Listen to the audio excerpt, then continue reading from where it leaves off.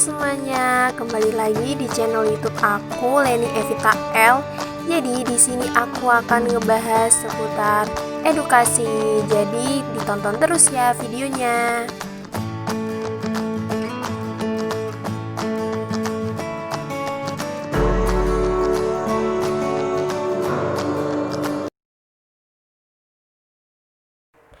Berikut adalah Q&A yang dijawab oleh Prof. Budi pada saat sosialisasi daring SNPTN UTBK SBMPTN 2021 melalui akun LTMPT official.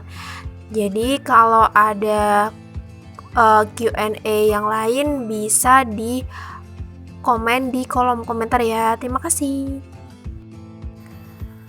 Nah, di sini ada eligibilitas.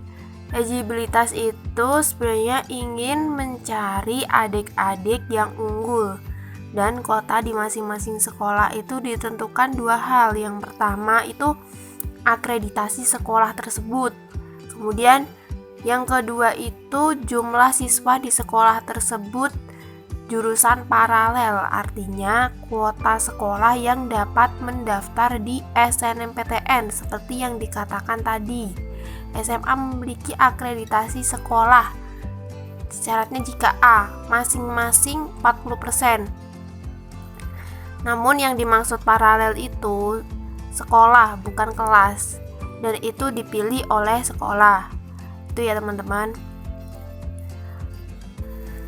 Next, pertanyaan selanjutnya. Bagaimana jika pilihan prodi dalam SNPTN tidak ada yang disenangi? Ya berarti harus milih satu pilihan saja atau maksudnya satu prodi saja, dan itu tidak wajib. Next, pertanyaan selanjutnya. Lintas jurusan misalkan dari IPA ke IPS itu bisa atau tidak? Jawabannya bisa, namun kalau yang dari IPS ke IPA itu tidak bisa ya. Misalkan dari jurusan IPS mau ke kedokteran, nah itu tidak bisa ya, jelas-jelas. Next, pertanyaan selanjutnya, rapid dan swab apakah masih diperlukan? Jawabannya itu melihat lagi perkembangan, kayak menyesuaikan lagi dengan kondisi yang ada. Itu. Apakah alumni berpengaruh di pendaftaran SNPTN? Jawabannya iya. Next, pertanyaan selanjutnya, penilaian menurut ERT itu seperti apa gitu. Untuk penilaian skor baik di gelombang 1 dan 2 itu secara bersamaan menerapkan sistem keadilan yang sama. Itu ya teman-teman. Next, pertanyaan selanjutnya. Untuk PKN STAN-nya harus Saintek atau Soshum?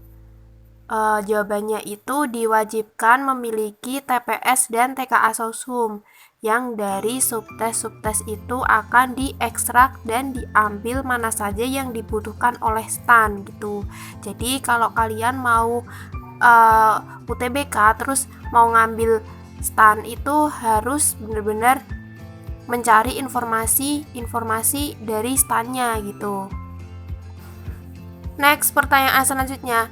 Seberapa persen kuota daerah misalkan dari Kalimantan Timur mau ke Yogyakarta? Di sini sesuai dengan kebijakan ya dan ketentuan masing-masing univ dan tentu diamankan oleh SK Rektor.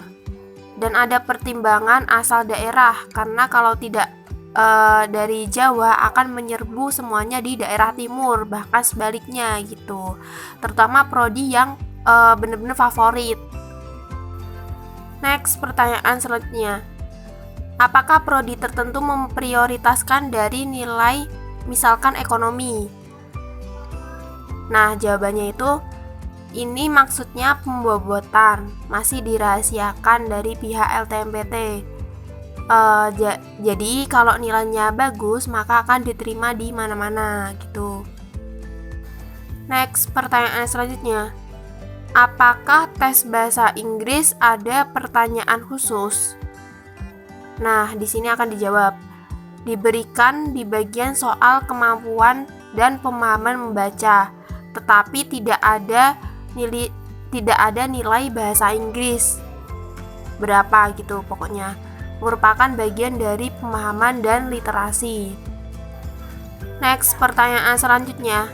Untuk peluang SBMPTN dan SNPTN, terutama SMK nih, kayak gimana, mohon pencerahannya.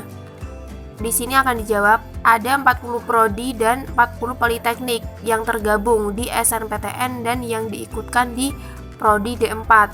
Jadi untuk prodi Untuk prodi D2 dan D3 itu tidak dimasukkan di SBMPTN dan SNMPTN gitu. Next, pertanyaan selanjutnya. Jika mengikuti tes sekolah kedinasan tetapi di tahun 2020 nilai UTBK sudah ada, apakah perlu mengikuti tes UTBK 2021? Jawabannya tidak bisa. Soalnya gini, anak yang udah mengikuti tes di tahun 2020 dan hasil tesnya itu untuk dilakukan pendaftaran di 2021 itu sudah tidak bisa. Jadinya harus benar-benar hasil tes yang dilakukan di tahun 2021 gitu ya. Next, pertanyaan selanjutnya. Jika siswa sudah keterima di D3 Politeknik melalui jalur SNPTN, apakah masih bisa mendaftar di UTBK 2021? Jawabannya tidak bisa, karena sudah dijelaskan di awal-awal itu tidak bisa ya. Next, pertanyaan selanjutnya yang terakhir. Kenapa yang sudah lolos SNPTN tidak boleh mendaftar di UTBK 2021? Ya karena untuk memberikan keadilan kepada siswa yang belum berkesempatan lolos di PTN. Itu ya teman-teman.